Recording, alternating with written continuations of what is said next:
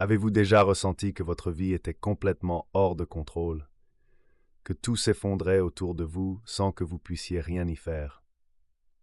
Eh bien, ce n'est pas dans votre tête. Le chaos fait partie intégrante de notre existence, et il existe une raison scientifique pour laquelle tout semble constamment se désorganiser.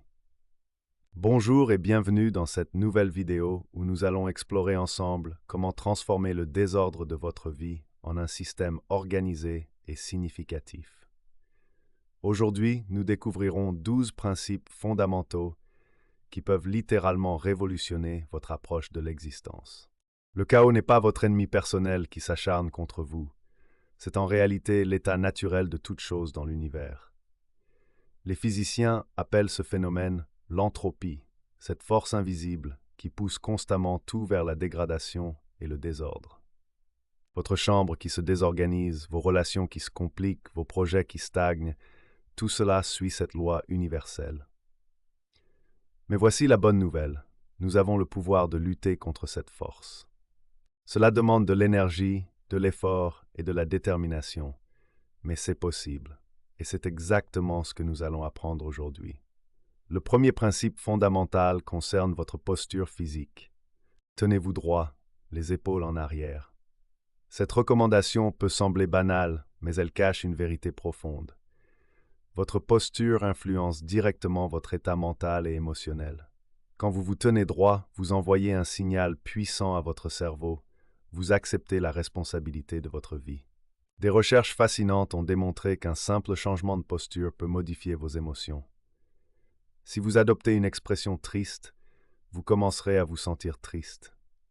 De même, si vous vous tenez voûté avec la tête baissée, vous paraîtrez et vous sentirez en position de faiblesse. Se tenir droit avec les épaules en arrière et les pieds écartés à la largeur des épaules dégage une confiance naturelle et montre votre volonté d'agir de manière significative. C'est ce qui nous distingue des animaux, notre capacité à reconnaître et assumer nos actions. Le deuxième principe peut vous surprendre. Traitez-vous comme quelqu'un dont vous êtes responsable. Nous connaissons tous la règle d'or qui dit de traiter les autres comme nous aimerions être traités. Mais la vérité troublante est que beaucoup de personnes sont terribles pour prendre soin d'elles-mêmes. Regardez les statistiques médicales. Les gens ne prennent pas leurs médicaments correctement, ne respectent pas les dosages, oublient les horaires. Pourtant, ces mêmes personnes prennent un soin méticuleux de leurs animaux de compagnie. Elles les nourrissent quotidiennement, les lavent quand c'est nécessaire et les emmènent immédiatement chez le vétérinaire au moindre problème. Alors pourquoi ne pas appliquer cette même attention à votre propre bien-être?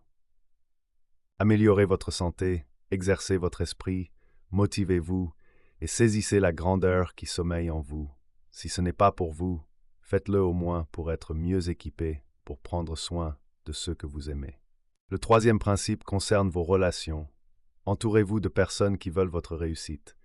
Les amis ajoutent de l'excitation, de l'humour et de la joie à votre existence. Sans eux, nous devenons des versions diminuées de nous-mêmes, isolées et amères. Mais les amis exercent également une influence mutuelle. Un groupe d'amis finit généralement par se ressembler, partager les mêmes habitudes, bonnes ou mauvaises, et rire des mêmes plaisanteries. Cette influence mutuelle nous donne une responsabilité cruciale, choisir soigneusement des amis qui seront des influences positives et non toxiques. Le quatrième principe révolutionnaire: comparez-vous à qui vous étiez hier, pas à quelqu'un d'autre aujourd'hui. Attribuer de la valeur aux choses est naturel, mais nous utilisons souvent cette capacité de manière destructrice. Il gagne plus d'argent, ses enfants sont plus intelligents, elle conduit une meilleure voiture. Ces comparaisons sont fondamentalement autodestructrices. Elles génèrent du ressentiment, de la colère et de la haine de soi, non seulement envers l'autre personne, mais aussi envers vous-même. Tout cela diminue votre estime personnelle et votre sentiment d'autonomie. Au lieu de cela, efforcez-vous de devenir une meilleure personne, même si ce n'est 1% mieux chaque semaine qu'avant. Si vous faites cela de manière constante pendant 71 semaines, vous serez 2 fois la personne que vous étiez auparavant. Le cinquième principe concerne l'éducation. N'autorisez pas vos enfants à faire des choses qui vous font les détester. Cette règle peut sembler étrange au premier regard, mais elle cache une sagesse profonde sur le développement social. Si les parents aiment et soutiennent leur enfant, mais sont exaspérés par certains de ses comportements, il y a peu de chances que le reste de la société tolère également ces comportements.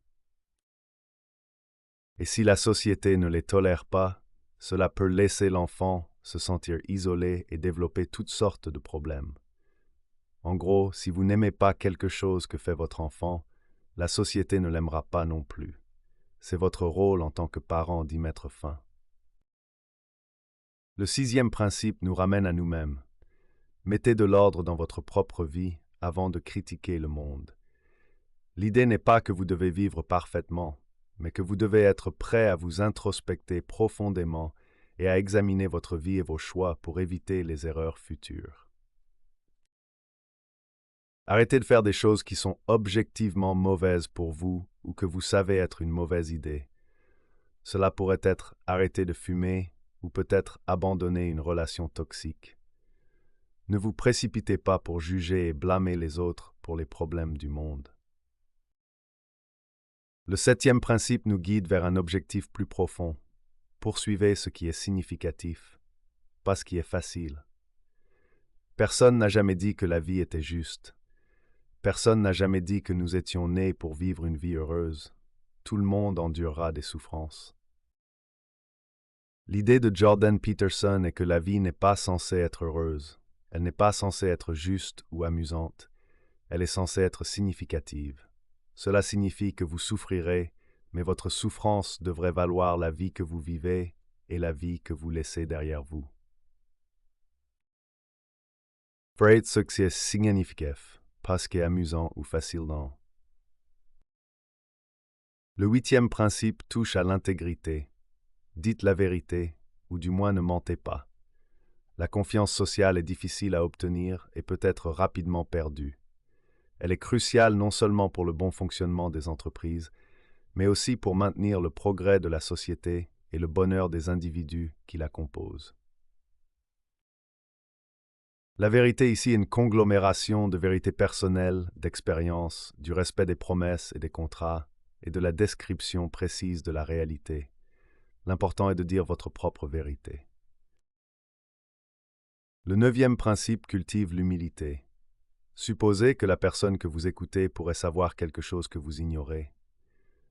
Si ce que vous considérez comme vrai doit être imposé aux autres, cette vérité est-elle vraiment si puissante?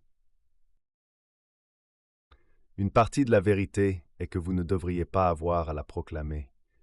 Les autres devraient la découvrir par leurs propres recherches. Le progrès social et le développement personnel ne se produiront que si les gens sont prêts à se regarder profondément et à réaliser qu'en comparaison avec l'océan de toutes les connaissances humaines, toute personne ne sait pratiquement rien. Le 10e principe concerne la communication. Soyez précis dans vos paroles. Lorsque 2 personnes ou plus débattent d'un sujet particulier, la précision dans les mots est très importante, car sans elle, il devient impossible de comprendre exactement ce qui est discuté. Par exemple, si un couple se dispute, cela ne sert à rien de ressortir des choses du passé. Au lieu de cela, vous devriez essayer de vous concentrer sur ce qui cause le problème maintenant. N'utilisez pas un rouleau à peinture quand un pinceau fin suffira. Le 11e principe défend la prise de risque calculée. Ne dérangez pas les enfants quand ils font du skateboard. Le style parental hélicoptère est très contrôlant, mais avec un visage chaleureux et serviable. Ce parent vit dans la peur perpétuelle pour son enfant. Ce type de pensée laisse les enfants non préparés pour l'environnement difficile de l'école, incertains de la façon de naviguer dans de nouvelles situations sociales et complètement incapables de prendre des risques appropriés et calculés une fois adultes. Le skateboard enseigne aux enfants leurs propres limites et utilise la douleur de l'échec comme outil d'apprentissage pour établir des limites. En fin de compte, vous vous retrouvez avec 2 types d'enfants très différents qui grandiront pour devenir 2 types d'adultes très différents, les preneurs de risques et ceux qui évitent les risques. Le 12e et dernier principe nous invite à la présence.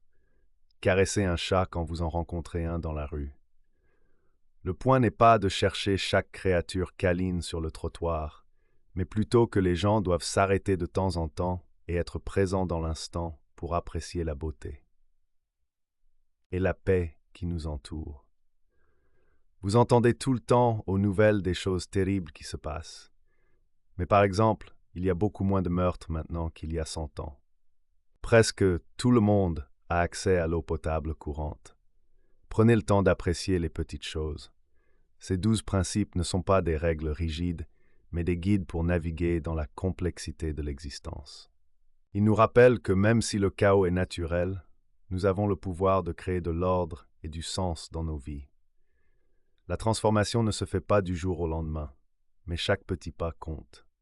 En appliquant ces principes progressivement, vous construirez une fondation solide pour une vie plus riche et plus épanouissante. Le but n'est pas la perfection, mais l'amélioration continue. Commencez dès aujourd'hui par choisir un principe qui vous parle le plus et mettez-le en pratique. Votre futur vous remercie pour cette décision.